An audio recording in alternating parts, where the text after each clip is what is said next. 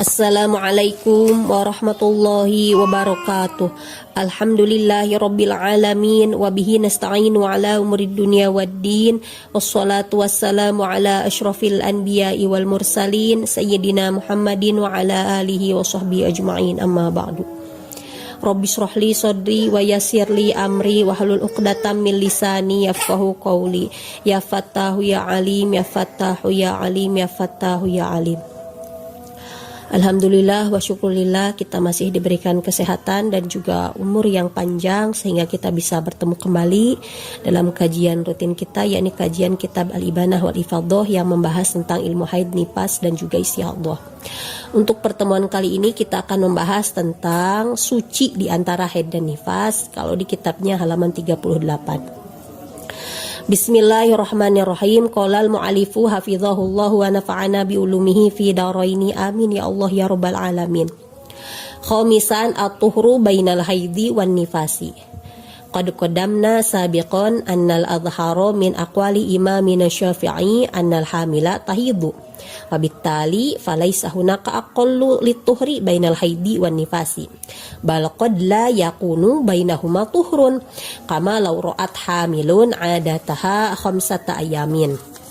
Tsumma tasala wiladatu bi akhiriha fayakunu ma qabla wiladati haidon wa ma ba'daha nifasan.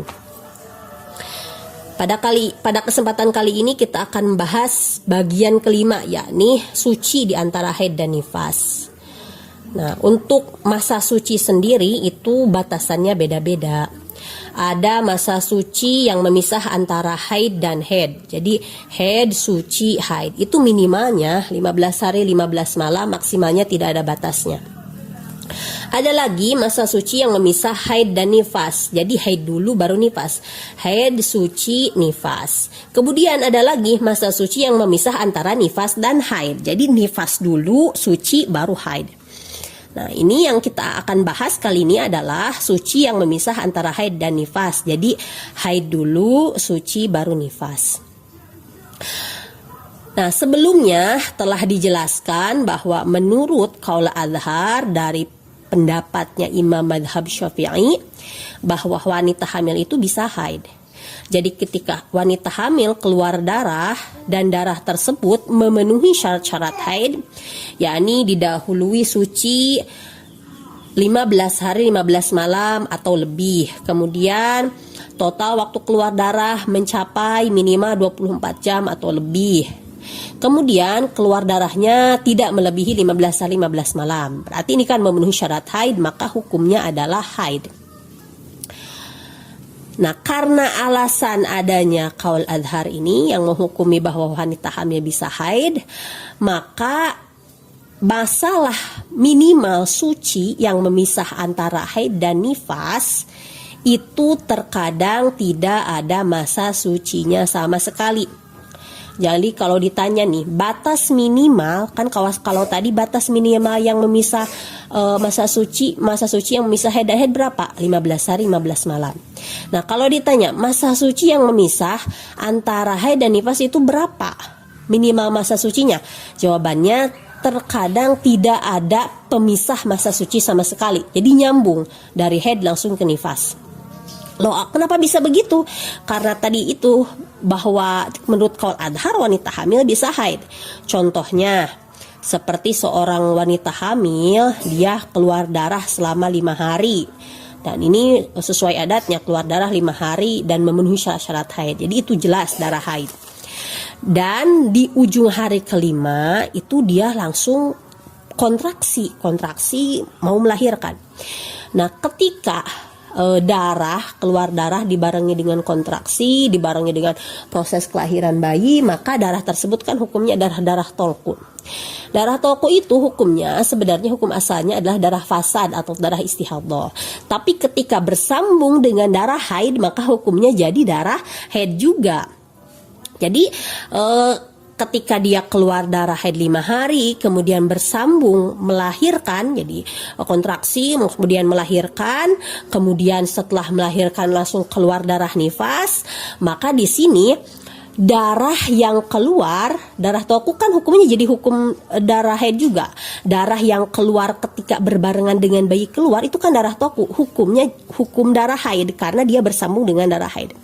Maka di contoh yang ini, darah yang keluar sebelum melahirkan, jadi sebelum melahirkan itu semuanya darah haid. Nah, sampai kapan nih darah haidnya? Sampai tubuh bayinya itu keluar semua, sampai rahimnya udah kosong dari hamil.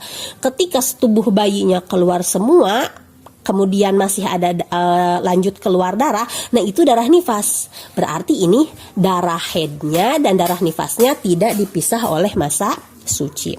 Tapi jangan juga disalahartikan, oh berarti gak boleh ada masa sucinya dong. Bukan tidak boleh ada masa sucinya, tapi bisa saja terjadi kasus tidak dipisah oleh masa suci sama sekali.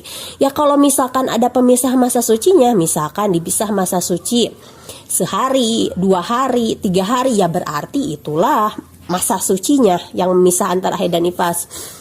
Misal nih, seorang wanita ini keluar darah, misalkan dia keluar darah haid 7 hari. Kemudian dia suci selama misalkan sucinya itu 10 hari. Nah setelah 10 hari kemudian dia melahirkan. Nah ini si darah tolkunya ketika kontraksi kemudian melahirkan itu tidak dihukumi haid karena tidak bersambung dengan darah haid. Jadi hukumnya itu adalah hukum darah fasad. Berarti darah fasad berarti kan kondisi dia sedang suci. Kemudian setelah melahirkan keluarlah darah nifas. Berarti kan yang memisah masa sucinya di sini adalah 10 hari kalau dalam contoh ini. Jadi intinya bahwa masa suci yang memisah antara haid dan nifas itu terkadang tidak ada masa sucinya sama sekali. Kalau misalkan ada pemisah masa sucinya, mau itu sehari atau mungkin mau itu setengah hari, mau itu berapapun lah ukurannya, kalau memang ada waktu yang tidak keluar darahnya yang memisah antara haid dan nifas, berarti itulah masa sucinya. Itulah yang dapat saya sampaikan untuk kesempatan kali ini. Mohon maaf apabila ada kekurangan. Wabillahi taufiq wal hidayah. Assalamualaikum warahmatullahi wabarakatuh.